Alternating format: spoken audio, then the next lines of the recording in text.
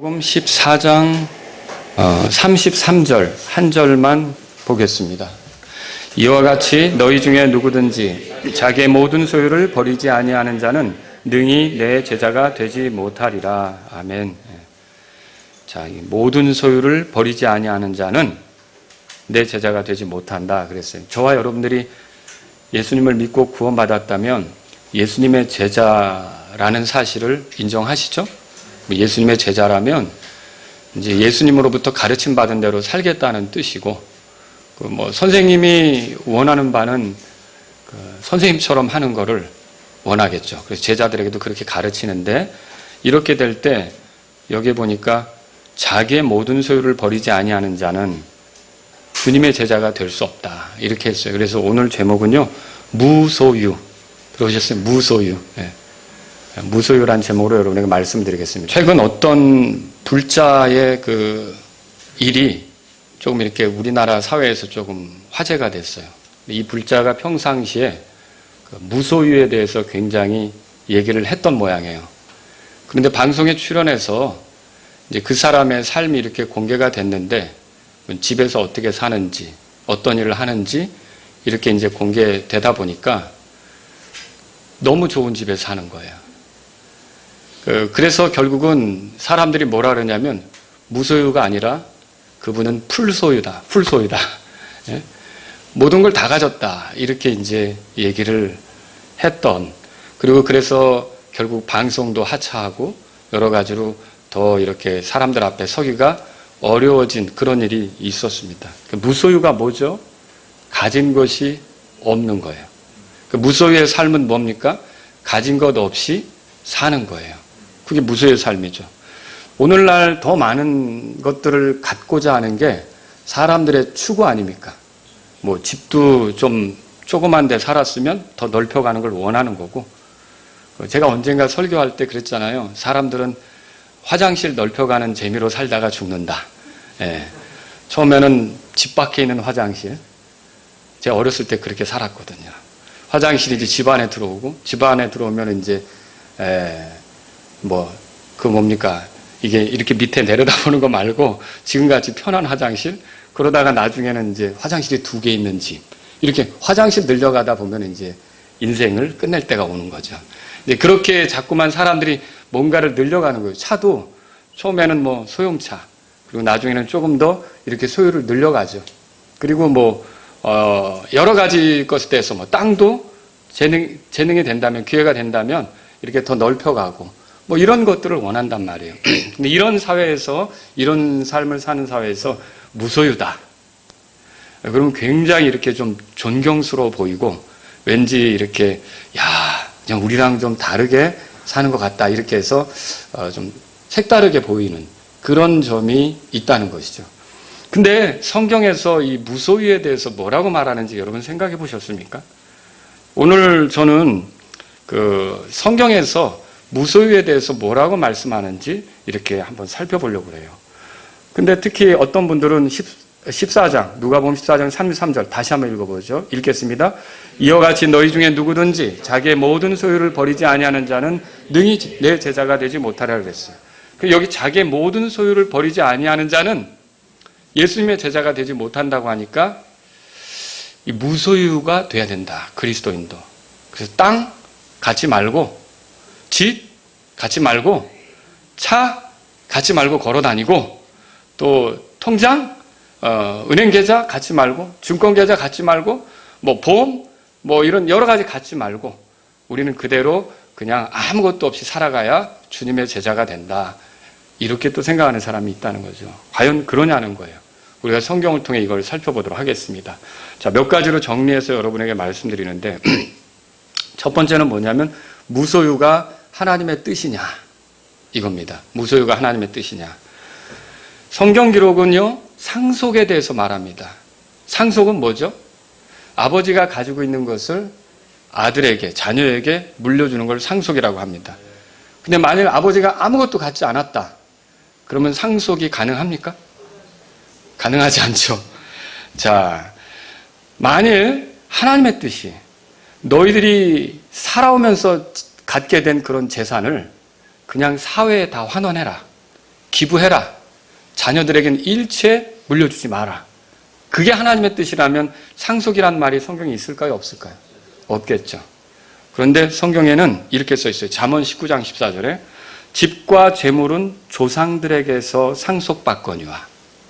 집과 재물은 누구에 상속받는다고요? 조상들에게. 그러면 성경은 상속을 인정합니까? 성경이 상속을 인정한다면 상속을 위해 뭔가를 갖는 것, 소유하는 걸 인정하는 것입니까? 당연하죠. 그래서 이런 그 성경의 전반적인 흐름을 볼 때 무소유가 하나님의 뜻이 아니라는 걸 알 수 있어요. 여러분 지금 설교하면서 큰일 날 뻔했네.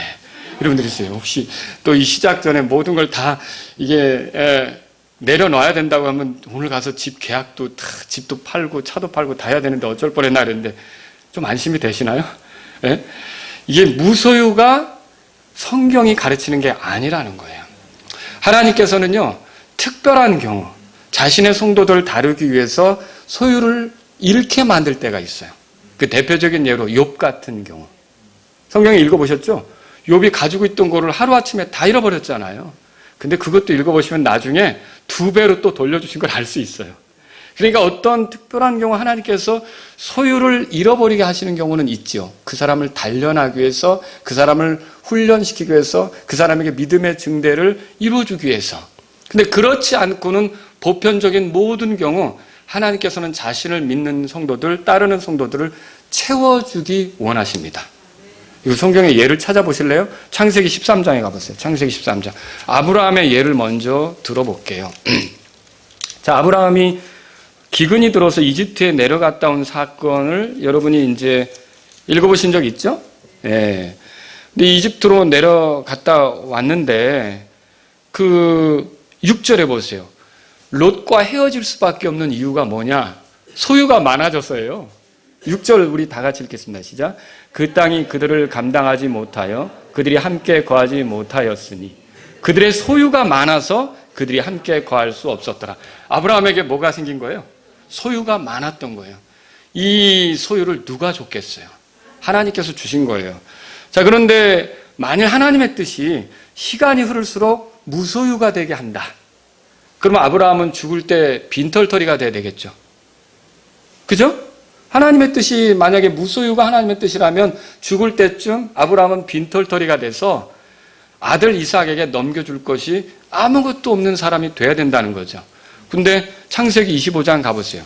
거기 보면 아브라함이 죽을 때에 그 어떻게 했는지가 써 있는데 창세기 25장 자 1절입니다. 우리 같이 함께 읽어보겠습니다. 거기 1절부터 보면 우리가 그때 아브라함이 다시 아내를 취하였는데 그녀의 이름은 구도라라. 이렇게 쭉 진행되고 있죠. 자, 여기서 5절 다 같이 읽겠습니다. 시작. 아브라함이 이삭에게 자기의 모든 소유를 주었으나 그랬어요. 그러면 이건 상속이죠. 상속을 주었다는 건 가지고 있었던 게 있었다는 거예요, 없었다는 거예요? 있었다는 거죠. 그러면 아브라함은 하나님께서 불려주신 소유가 있다는 말입니까? 있었던 거죠. 자, 이런 예를 볼 때 우리가 하나님께서 자신을 믿고 따르는 자들을 가난하게 만드는 게 사실은 하나님의 뜻은 아니라는 걸 알 수 있는 거죠. 또 야곱의 예를 들어볼게요. 같은 창세기니까 30장에 가보세요. 여러분에게 여쭙니다. 야곱이 형 에서의 얼굴을 피해서 바단 아람 외삼촌 집으로 갈 때 뭐뭐 가지고 갔습니까? 아무것도 안 가져갔죠. 그저 빈몸으로 갔단 말이에요. 근데 거기서 이렇게 지내는 동안 어떤 일이 벌어졌습니까? 창세기 30장 거기 보시면 43절에 이 외삼촌 집에서 품꾼으로 일하는 동안 하나님께서 야곱에게 복을 주셨어요. 43절 다 같이 읽겠습니다. 이 사람이 심히 번창하여 가축과 여종과 남종과 낙타와 나귀를 많이 소유하였다. 자, 하나님이 야곱을 빈털터리로 만들어 가십니까? 아무것도 갖지 못하게 하십니까? 소유를 주십니까? 소유를 주시는 거예요. 여러분과 제가 살아가는 동안 원래 빈몸으로 왔고요. 살아가는 동안 필요한 것을 하나님이 주신다는 걸 알고 계십니까? 그래서 하나님을 찬양해야 되는 거예요. 내가 누리는 모든 것들은 물론 내가 수고하는 것 같지만 농부가 땅에서 수고할 때 수확물을 주시는 분은 하나님이신 것처럼 우리가 땀 흘린 것이 헛되지 않도록 우리에게 좀 더 넓은 집을 주시고 좀 더 이렇게 편한 차를 타게 하시고 좀 더 뭔가를 소유하게 하시는 분이 누구냐면 하나님이시란 말이죠. 여러분 그걸 알 필요가 있는 거죠. 근데 이제 더 이상 외삼촌 집에 살 수가 없게 됐어요. 그래서 도망치는데 자, 그동안 하나님의 뜻은 무소유니까 다 놓고 가자. 야곱이 이랬습니까? 아니에요. 그 뒤에 성경을 읽어보세요. 21절. 31장 21절 같이 읽겠습니다. 시작. 이와 같이 그가 자기의 모든 소유를 가지고 도망하였으며 그가 일어나서 강을 건너고 길르앗산을 향해 얼굴을 고정하니라.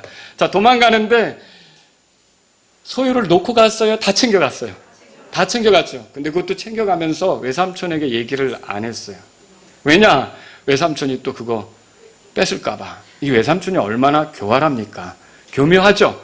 그래서 그 소유를 다 가지고 도망쳤는데 외삼촌이 쫓아왔죠. 쫓아왔는데 이 뭔가 야곱에게 어떤 행동을 할까 봐 하나님께서 외삼촌의 꿈에 나타나서 야곱을 건들지 못하게 했어요. 42절 우리 한번 보겠습니다. 42절 다 같이 읽겠습니다. 31장. 만일 내 아버지 하나님, 아브라함의 하나님, 곧 이삭이 두려워하는 분께서 나와 함께 계시지 아니하였더라면 분명히 외삼촌께서 이제 나를 빈손으로 돌려보내셨으리다마는 하나님께서 내 고난과 내 손의 수고를 보시고 어젯밤에 외삼촌을 책망하셨나이다. 그 외삼촌은 야곱을 빈손으로 보내려고 하는 사람이었고, 그래서 정말 이 하나님께서 개입하지 않았으면 네가 가지고 있는 거 다 내 거야, 내놓고 가, 이렇게 할 뻔했던 거예요. 그런데 하나님이 개입하셔서 그렇게 못하도록 막아주신 거죠. 그러면 이 소유를 주신 분도 하나님이시고 이 소유를 빼앗기지 않도록, 그러니까 야곱이 고향으로 돌아갈 때 빈손으로 가지 않도록 그 많은 것을 챙겨주신 분이 누구예요? 하나님이시에요. 그럼 여러분 여기까지 오는 동안 이 성경을 보니까 하나님이 예수님 믿는 사람을 빈손으로 살아가게 만드시는 거예요? 아니면 뭔가를 필요한 대로 얻게 하시는 거예요? 필요한 대로 얻게 하시죠. 그래서 여러분과 저는요, 무소유가 하나님의 뜻이 아니라는 걸 알아야 돼요. 이건 불자들이 하는 얘기예요. 그리스도인은 무소유의 삶을 사는 그런 사람들이 아니라는 거죠. 자, 오히려 잠언 28장 10절에 이렇게 써 있죠. 곧바른 자는 좋은 것들을 소유하리라. 하나님 말씀이에요. 그래서 히스기야 왕 아시죠? 곧바른 왕. 이 왕에게 하나님께서 복을 주셨는데 역대기 하 32장 29절에 이렇게 써 있어요. 또 그가 자기를 위해 도시들을 예비하고 많은 양떼와 소떼를 소유하였더라. 하나님께서 그에게 재물을 심히 많이 주셨더라. 이렇게 써 있는 거예요. 자, 결론적으로 이렇게 보면 하나님께서 우리가 소유하는 것을 기뻐하십니까? 싫어하십니까? 기뻐하는 거죠. 하나님께서는 우리가 시간이 갈수록 더 많이 소유하게 되는 것을 원하신다는. 그래서 가나안 땅도 이스라엘에게 소유지로 주신 거고, 그리고 그 조상들이 뭔가 소유를 얻었다면 그 후손들이 그 소유를 계속 지켜가는 걸 하나님이 원하셨다는 뜻이죠.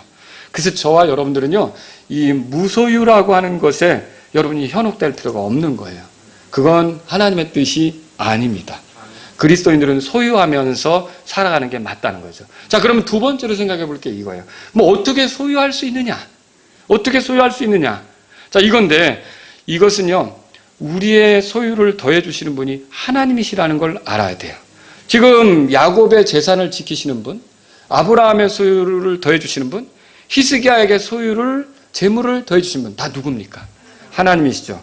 그래서 우리가 소유가 늘어날 때 마치 자기가 잘나서 뭔가를 소유한 것처럼 내 수완이 좋아가지고 내 능력이 있어서 이렇게 벌었다. 여러분, 그리스도인은 그렇게 하면 안 되는 겁니다. 믿지 않는 사람은 그럴 수 있어요. 내가 수완이 좋아가지고 이 재물을 불렸다, 이렇게 하지만 믿는 사람들은 다 누가 주신 거예요? 하나님께서 나에게 소유를 주셨다고 고백하면서 살아가는 게 필요하다는 거죠. 실제로 그렇습니다. 여러분, 기복신앙이라고 들어보셨죠? 기복신앙이 뭐예요? 하나님께 바치면 물질의 복을 받는다, 그거예요. 근데 여러분, 하나님께 바치면 물질의 복을 받는다, 그렇게 가르치는 건데, 여러분과 제가 잘 알아야 될 것은 하나님께 바치는 것이 복 받기 위해, 물질의 복을 받기 위해 바치는 게 아니라는 거예요. 너 얼마 바쳤구나? 그럼 내가 이거 더 줄게. 하나님이 그런 식으로 하는 분이 아니란 말이죠. 하나님은 우리에게 흥정하시는 분이 아니에요. 여러분, 우리가 바치기도 전에 이미 하나님이 좋은 것들을 주시는 걸 아세요? 예수님 안 믿는 사람들 보세요. 그들이 하나님께 바칩니까? 안 바치는데도 그들이 좋은 거 누리며 살잖아요. 그걸 누가 주어서 누리는데요? 하나님께서 주셔서 누리는 거 아닙니까? 그들은 감사하지 않았어요. 그런데도 하나님께서 그들에게 주셔서 누리게 하거든요. 그러니까 우리가 누리는 건 뭐 우리가 바쳤기 때문에 누리고 안 바치면 못 누리고 이게 아니라는 거죠. 여러분과 제가 바치는 것은요, 감사해서예요. 그래서 하나님을 기억하기 때문에 이게 내게 온 게 하나님이 주신 거다라는 기억 때문에 그 감사해서 하나님께 바치는 거고, 그렇게 해서 하나님의 일에 대한 관심도 갖고 내가 하나님을 잊지 않고 살아갑니다라는 표현도 하고, 이게 우리가 하나님께 드리는 거란 말이에요. 그러니까 절대로 우리가 내가 11조를 50만 원을 하면 하나님께서 나에게 500만 원의 수입을 주겠지. 사실은 200만 원 버는데 그렇게 생각하면 살 필요가 없다는 거죠.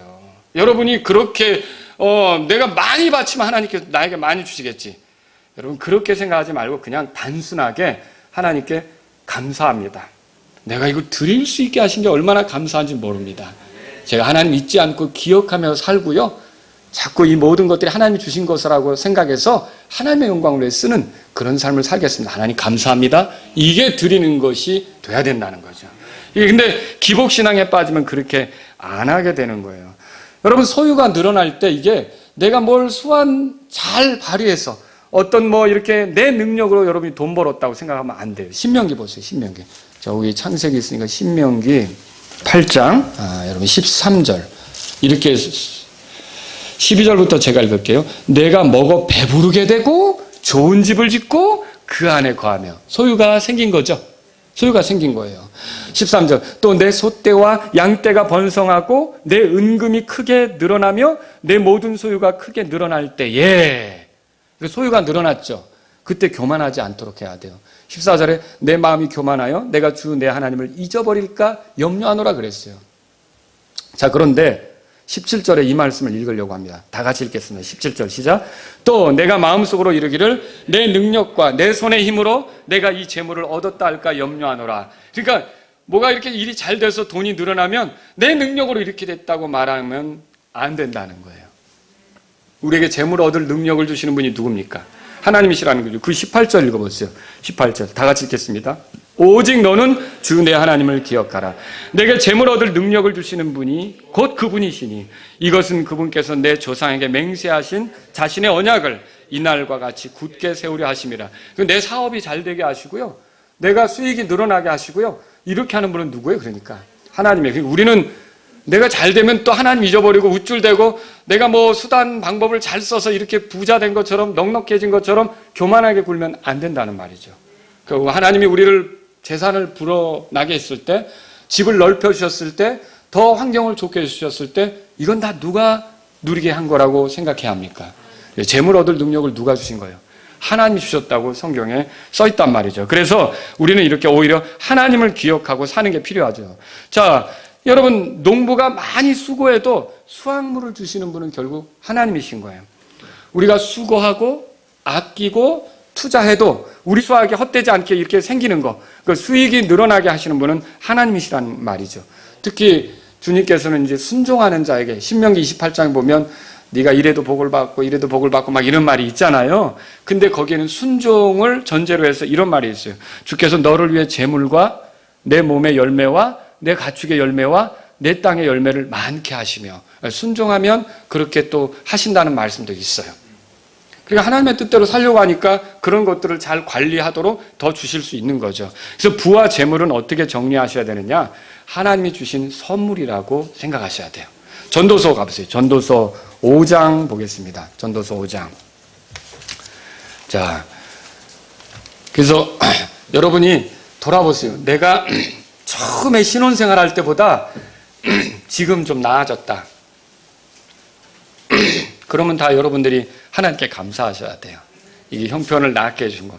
내가 신혼생활 할 때는 단칸방에서 살았는데 지금은 이렇게도 산다. 그러면 이제 남편한테 그러면 안 돼요. 내가 얼마나 아끼었는지 알아? 내가 그렇게 했으니까 이게 살지, 이런 집에 살지 하면서 내 자랑을 할 게 아니라 어떻게 되는 거예요? 하나님께서 우리에게 이거를 얻을 수 있게 하셨네. 여러분 그렇게 해야 되는 거예요. 자, 그리고 전도서 5장 19절에 보세요. 다 같이 읽겠습니다. 시작. 또한 하나님께서 각 사람에게 부와 재물을 주시고 또 그에게 그것을 먹고 그의 몫을 취하며 그의 수고한 것을 기뻐할 능력을 주셨나니 이것은 하나님의 선물이로다 그랬어요. 그리고 전도서 6장 2절도 그 밑에도 읽어보세요. 다 같이 읽겠습니다. 어떤 사람은 하나님께서 부와 재물과 명예를 주셨으므로, 보세요. 하나님께서 부와 재물과 명예를 주신다 그렇게 써 있어요. 그래서 여러분과 제가 알아야 될 건 어떤 사람에게는 재능을 주시고 어떤 사람에게는 건강을 주시고 어떤 사람에게는 지위를 주시고 어떤 사람 옆에는 잘 돕는 사람을 붙여주시고, 그 우리가 뭐 인복이다 뭐 이런 얘기들 하잖아요. 그런 것처럼 어떤 사람에게는 재물을 더해 주실 수 있다는 것이죠. 이게 다 누구로부터 오는 거예요? 하나님으로부터 오는 거예요. 그래서요, 여러분과 저는 부자에 대해서 시기하면 안 됩니다. 부자에 대해서 배아파하면 안 됩니다. 이 부자를 만드는 건 누구십니까? 하나님이세요. 그래서 공산주의 발상에 의하면 부자들로 인해 내가 덜 갖게 됐다 이런 생각이에요. 그래서 똑같이 섞어서 나눠야 된다 이 생각이에요. 근데 만약에 거기에 이 부자가 생산적인 활동을 하지 않는다 그러면 그 말이 맞을지도 모르겠어요. 그러나 부자들은 어때요? 자기가 가지고 있는 걸 굴려서 계속 생산적인 활동을 하고 또 그 부자에게 고용이 돼서 어떤 소득을 얻는 그런 사람도 생기는 거 아닙니까? 그렇기 때문에 만약에 우리가 오늘날 부자들을 다 재산을 뺏어서 다 똑같이 이 대한민국 사람들을 균등하게 나누자 이렇게 하는 게 무서운 거예요. 이거는요, 황금알을 낳는 거위 얘기 들어보셨죠? 그 알을 얻겠다고 배를 그냥 하루아침에 갈라가지고 꺼내고서 더는 알이 나오지 않게 만드는 것과 똑같은 거예요. 이게 정말 무식한 발상이라는 거죠. 하나님께서 부자를 만든다고 생각할 때 그 부자가 있기 때문에 그래도 또 뭔가 혜택이 있는 거예요. 여러분들이 손가락질하는 어느 기업에 총수가 있어서 결국은 거기서 직장생활하면서 먹고 사는 사람들이 많이 있는 거예요. 또 그 기업이 돌아가면서 하청을 주는 기업이 생기고요. 또 그 기업에 출근하는 직장인들이 생기면서 그 옆에서 식당가들이 살아나고요. 어마어마한 일들이 벌어나는 거예요. 그러니까 우리가 부자에 대해서 시기하면 안 돼요. 부자 이꼬르 사악한 자, 혹은 뭐 돈 많은 사람 이꼬르 악당, 이렇게 생각하는 거는 하나님을 믿는 사람은 그렇게 생각하면 안 된다는 거죠. 공평하신 하나님은요, 그 사람들에게 부를 주셨다면 여러분들과 저에게는요, 그 사람들이 갖지 못한 또 다른 걸 주실 수 있어요. 그럼 그렇게 믿으십니까? 그리고 어떤 경우는 부를 가진 게 우리에게는 부러워 보이지만 화가 될 수도 있는 거예요. 그러니까 여러분들이 그걸 부러워하지 말고 제발 저런 거 잘 쓰기를 바라기나 하셔야 되겠죠. 그렇게 해서 우리가 부자에 대해서 질투하면 안 되는 거예요. 시기하면 안 되는 거죠. 다윗은 이렇게 말했어요. 재물과 명예가 다 주에게서 나오며 또 주께서는 모든 것을 통치하시나이다. 다윗도 뭘 알았어요? 재물이 주님에게서 나온다. 그래서 솔로몬에게 어떻게 했어요? 주님이 이렇게 말씀하셨어요. 내가 너에게 지혜와 지식을 주었으며 또 부와 재물과 명예도 내게 주리니. 역대기하 1장 10절에 그렇게 써 있어요. 솔로몬에게 부를 주신 분, 재물을 주신 분이 누구예요? 하나님이시라는 거죠. 잠언에는 이렇게 써 있어요. 잠언 22장 4절에 겸손함과 주를 두려움으로 말미암아 재물과 명예와 생명이 있느니라. 그러므로 그리스도인들이 재물을 가져서는 안 된다. 그냥 가난하게 살아야 된다. 여러분 맞습니까? 그건 아니라는 거죠. 그리스도인들도 재물을 갖고 부유해 줄 수 있습니다. 많은 소유를 가지고 살아갈 수 있습니다. 많은 소유를 가지고 살아가는 것을 죄악시하거나 그리스도인에게 어울리지 않는 것처럼, 그래서 그리스도인은 늘 가난하게 살아야 되는 것처럼 말하는 것은 옳지 않습니다. 어떤 사람에게 건강을 주고 어떤 사람에게 재능을 주고 어떤 사람에게 지위를 주고 어떤 사람에게 좋은 사람을 붙여주듯이 어떤 사람에게는 재물을 줄 수도 있다는 것이죠. 그래서 그러면 이게 내가 오늘 차를 좀 이렇게 조그만 거를 큰 걸로 바꾸려고 하는데 이게 문제는 아니구나. 뭐 이렇게 또 오늘 생각하실 수도 있겠죠. 내가 집을 조그만 거를 살고 있는데 조금 이렇게 아이들도 키우니까 넓은 데로 가야겠구나. 이게 문제가 아니라는 걸 여러분이 생각하실 수 있겠죠. 그죠? 자, 그런데 그러면 소유의 유익이 뭔가? 왜 하나님이 이런 걸 주시느냐는 거죠.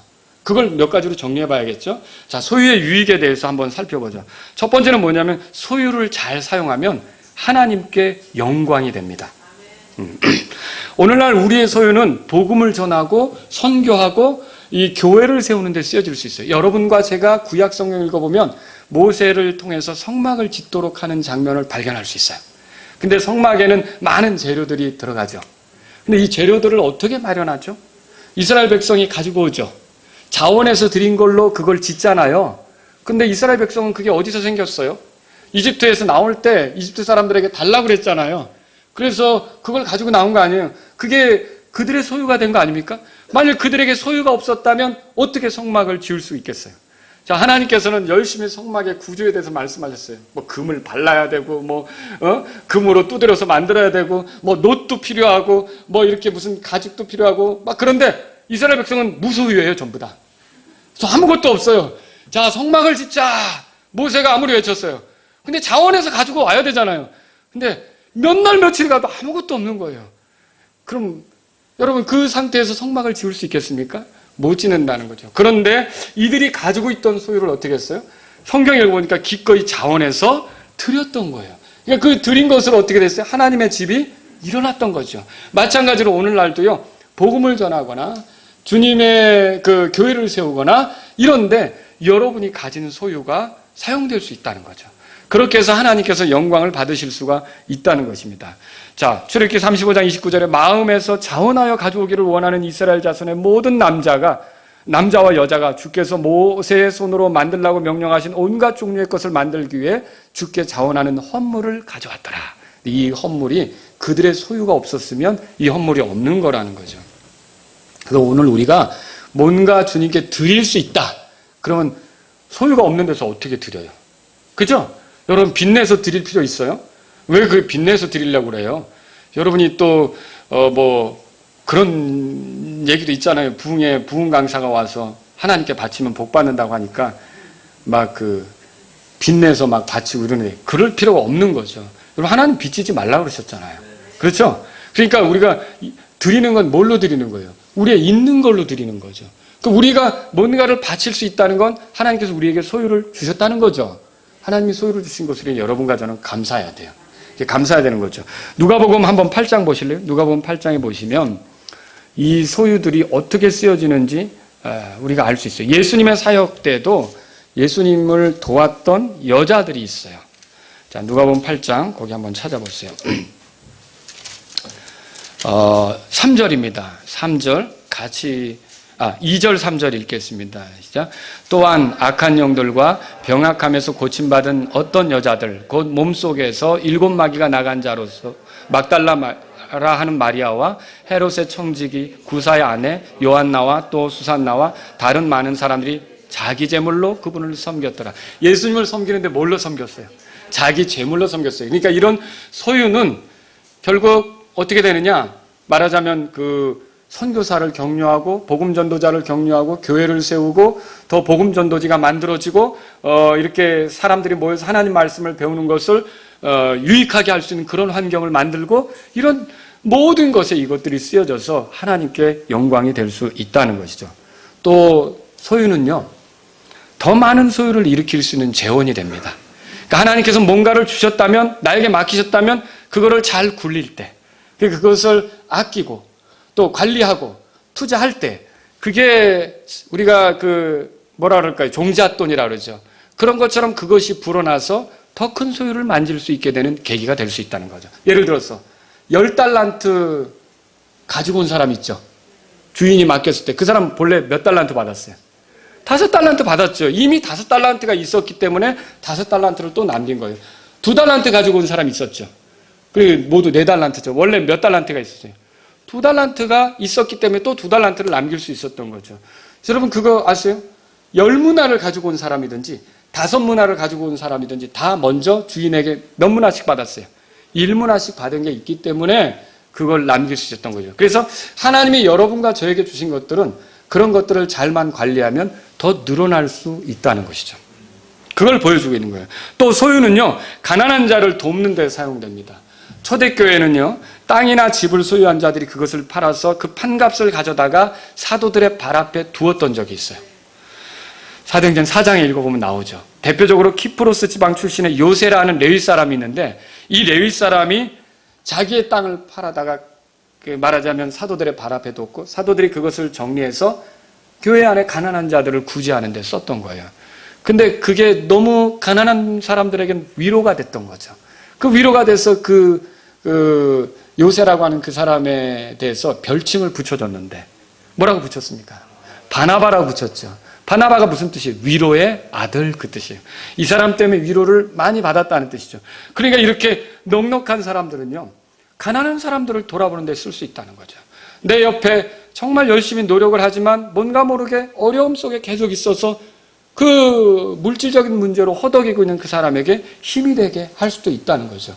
이게 하나님께서 우리에게 소유를 주시는 거는, 여러분 누가복음 10장에 읽어보면 자기 창고에 잔뜩 쌓아두고 그것이 모자라서 더 창고를 지으려고 하고, 그 부자 얘기 아시죠? 그냥 자기 창고에만 쌓아두라고 그렇게 하는 건 아니라는 거죠. 그래서 제가 보니까 어떤 부자들은 나중에 죽었을 때, 그 우리나라의 어떤 대기업 총수가 죽었는데 보니까 소록도 나병 환자촌 아시죠? 거기에 오스트리아의 사람들이 우리나라 나병 환자 때문에 한국에 와서 평생을 나병 환자들을 돌보며 이렇게 이제 살게 된 여자들이 있어요. 이 여자들이 있는데 이분들이 고국으로 돌아갔지만 뭐 연금도 제대로 준비 못 해놓고 모든 걸 제대로 못 해놨는데, 이 부자가, 이 대기업 총수가 어떻게 했냐면 그 사람들이 돌아가실 때까지 그들의 생활비를 지원하는 거예요. 그럼 나중에 알게 된 거예요. 그러니까 여러분, 그 부자들 가운데 아주 의미 있는 일을 하는 사람들이 또 많습니다. 그걸 뭐 이렇게 떠들고 다니지 않아서 그렇지. 그래서 여러분과 제가 하나님께서 어떤 여유 있게 하신다면 정말 가난한 사람들을 돌아보는 게 필요하다는 거죠. 예를 들어 여러분이 그 우리나라가 6.25 전쟁 만나고 가난해졌을 때 외국에서 많은 단체들이 도왔잖아요. 뭐 컴패션 같은 것도 있고, 그리고 뭐 월드 미션 같은 것도 있고, 이런 자선단체들의 도움을 받아 살아왔어요. 근데 우리나라가 지금 잘 살게 됐잖아요. 그럼 반대로 지금 어렵게 사는 그 사람들을 돕기에 우리가 관심을 가질 수도 있는 거죠. 그러니까 하나님께서 소유를 주시면 어려운 형편에 있는 사람들을 돌아보라고 그렇게 하신 거죠. 또 그렇게 해서 하나님께 영광이 된다는 걸 믿으시기 바랍니다. 그래서 우리가 소유하는 것을 악으로 간주하거나 무소유를 미덕으로 생각하고, 저 사람은 그냥 아주 가난해, 저 사람은 정말 괜찮아, 이렇게 생각할 게 아니라, 여러분과 제가 하나님께서 어떤 것을 소유하게 하신다면 잘 써서 하나님께 영광이 되고 많은 사람들에게 위로가 되는 그런 일들이 있기를 바랍니다. 이게 우리가 성경을 통해서 배우는 거죠. 자, 근데 소유가 많아지면 해로운 경우도 있어요. 이것도 부작용이 될 수 있기 때문에 말씀드리는 거예요. 소유 자체는 문제가 아닌데, 아까 신명기 8장에서 읽어본 것처럼 이게 소유가 늘어나니까 마음이 높아져서 교만해질 수 있다 그랬잖아요. 이런 부작용이 생길 수 있는 거죠. 그러면 소유가 부작용이 되는 건 어떤 경우입니까? 자, 이런 경우에 첫째, 소유의 가치를 하나님의 자리에 올려놓으면 해롭게 되는 거예요. 여러분 누가복음 거기 찾으셨으니까 16장에 가보세요. 누가복음 16장. 16장. 재물을 신처럼 떠받드는 거예요. 이게 이제 해로운 거죠. 자, 16장 13절 읽습니다. 종이 결코 두 주인을 섬길 수 없나니 이는 그가 한 주인을 미워하고 다른 주인을 사랑하거나 혹은 한 주인을 떠받들고 다른 주인을 업신여길 것이기 때문이라. 너희가 하나님과 만몬을 겸하여 섬길 수 없느니라. 만몬이 뭐예요?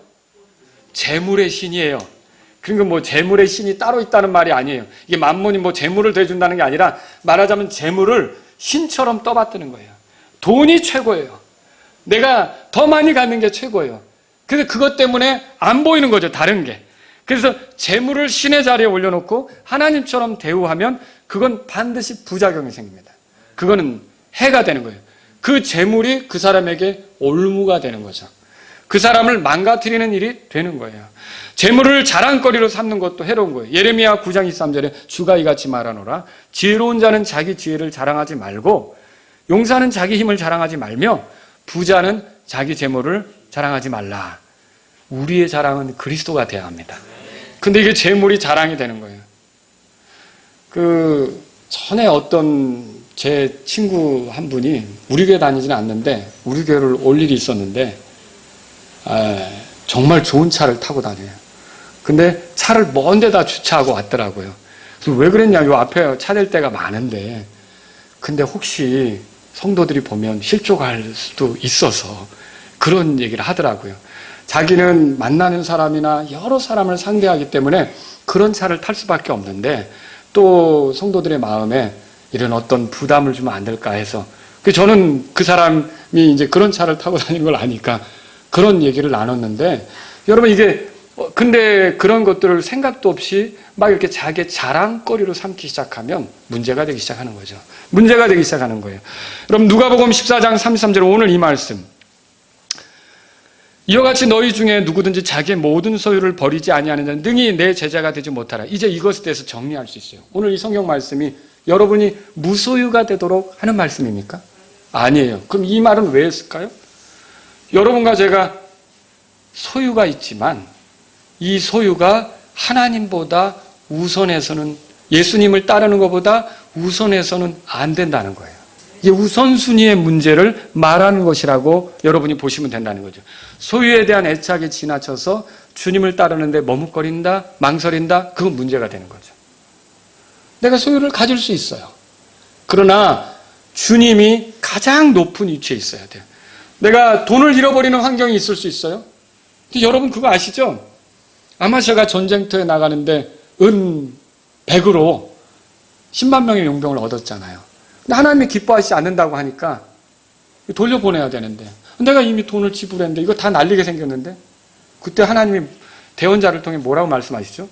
왕이 이거보다 더 많이 주실 수 있다 그러죠. 근데 만약에 그 재물에만 마음이 있어서 하나님의 뜻대로 하지 않는다, 그러면 어떻게 될까요? 그거는 하나님이 기뻐하시지 않게 되는 거죠. 아마샤는 그래서 돌려보냈어요. 돌려보내고 전쟁터에 나가서 이기게 됐던 것을 우리가 성경을 통해 보는 거죠. 소유를 더 중요하게 여긴 나머지 중요한 것들을 잃어버리는 것은 해로운 일입니다.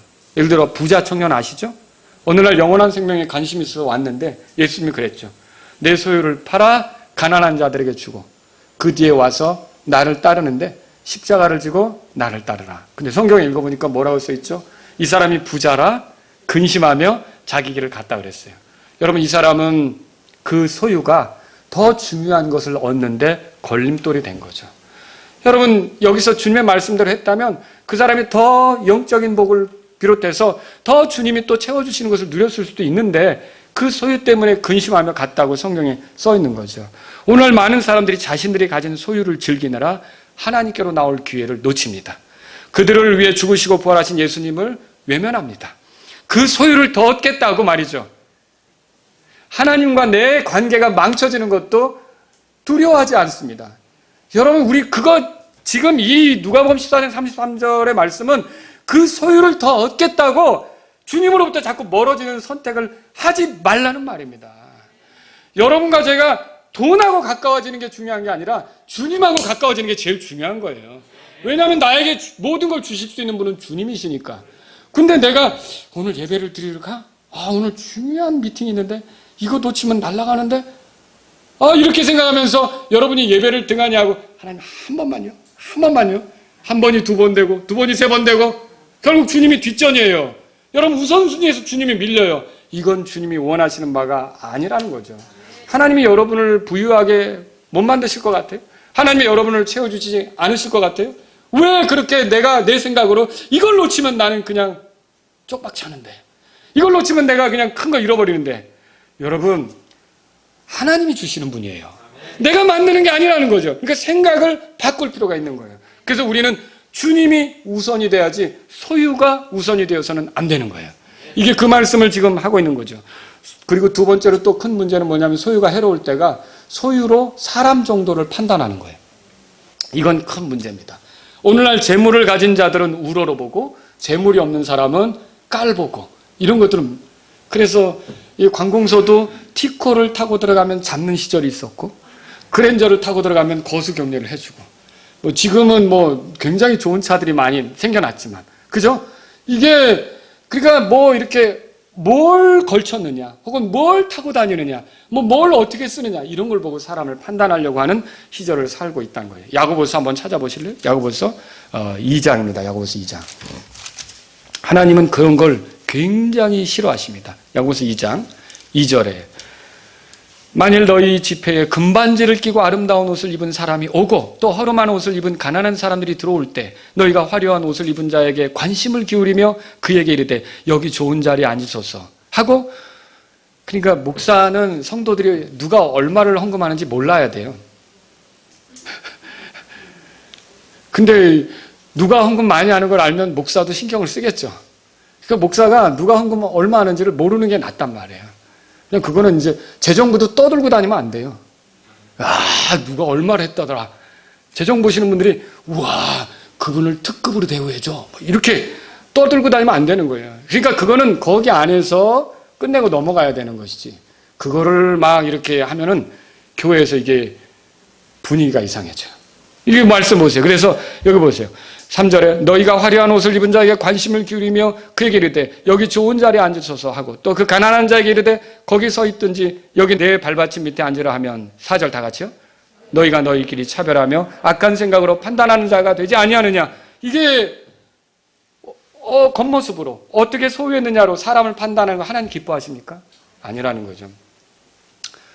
여러분, 좀 어렵게 되더라도 생활이 공공하게 되어서 그 가운데 그냥 하나님이 주시는 거로 하루하루 살아가더라도, 여러분 그 사람이 주님을 사랑하면, 주님과 깊은 관계에 있으면 그 정말 우리가 아주 그 사람에 대해서 인정을 하고 받아들여야 되는 겁니다. 그리고 오히려 어떻게 보면 부자들이 더 사람을 업신여기고 힘들게 할 수 있지 않습니까? 이게 야고보서에도 나오는 말씀이지만, 그러니까 우리는요 외모로 사람을 보지 않으려고 해야 된다는 거죠. 이게 하나님 말씀이라는 거죠. 그래서 소유로 사람을 판단하는 것은 악이 되는 거죠. 또 소유의 용도를 바꾸는 것은 해롭습니다.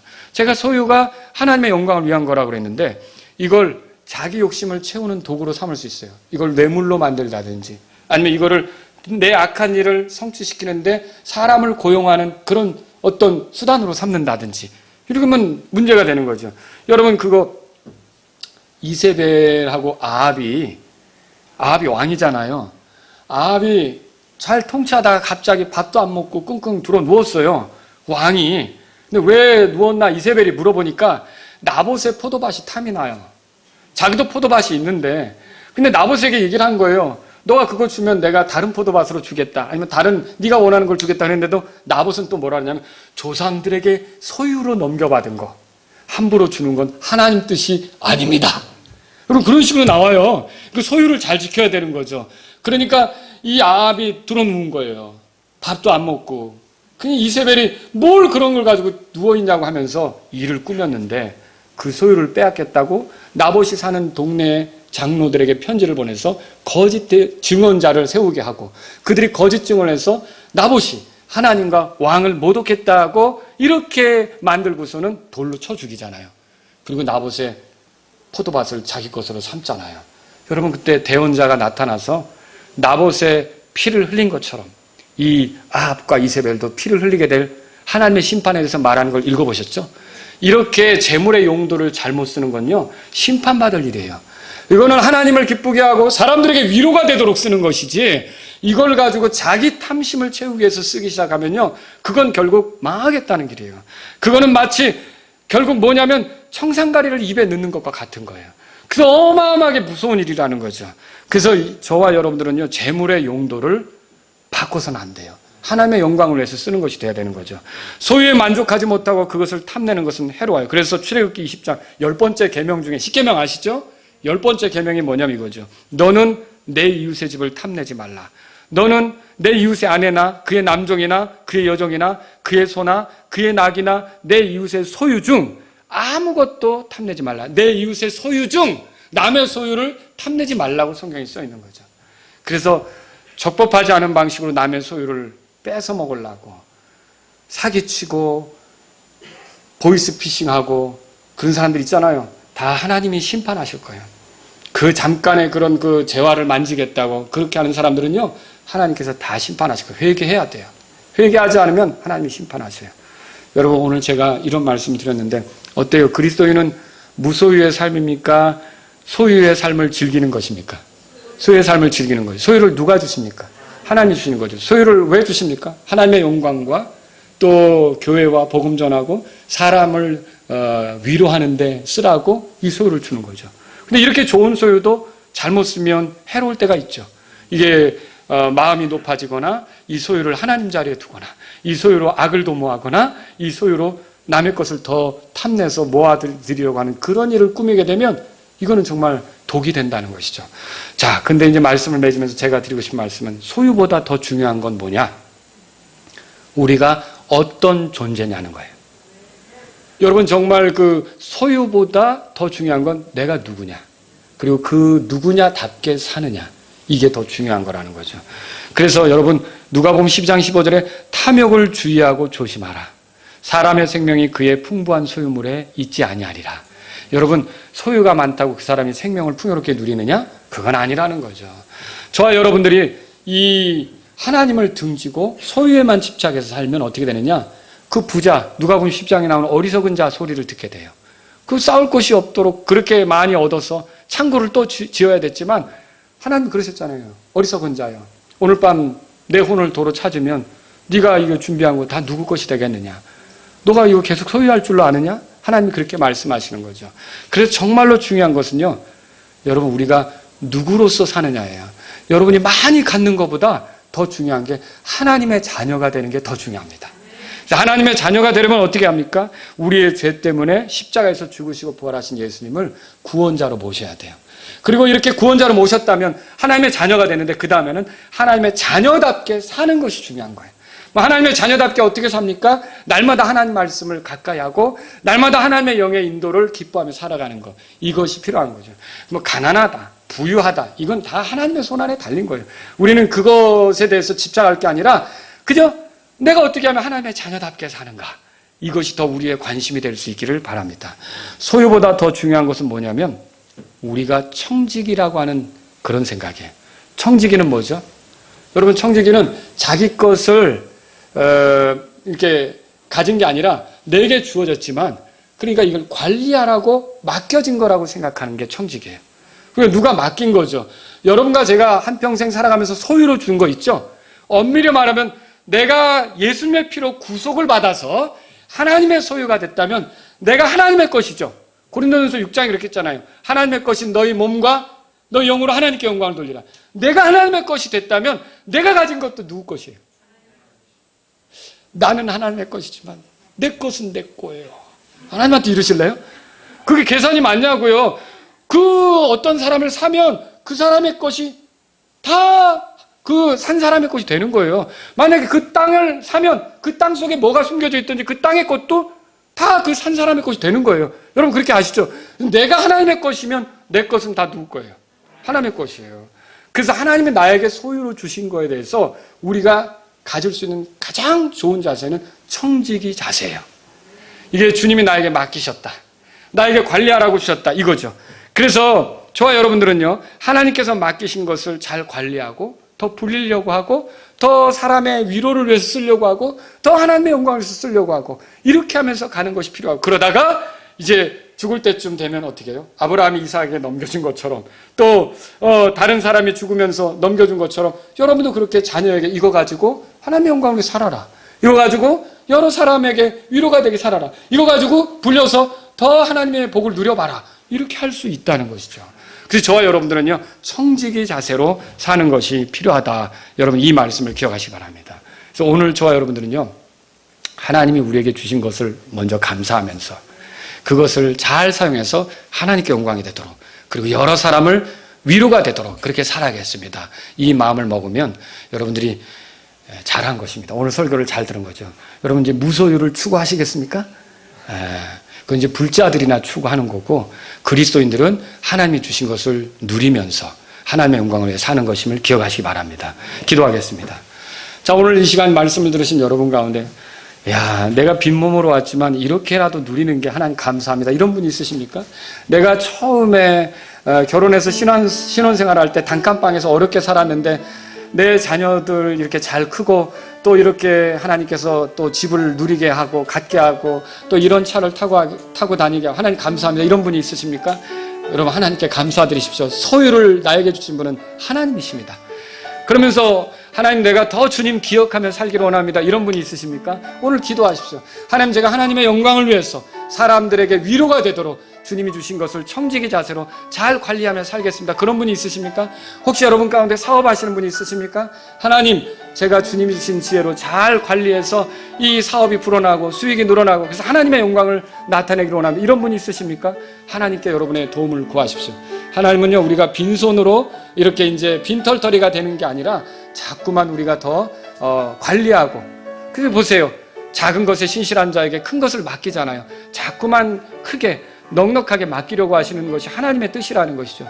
우리가 거기에 준비된 사람들이 되기를 바란다면 오늘 주님께 기도하시기 바랍니다.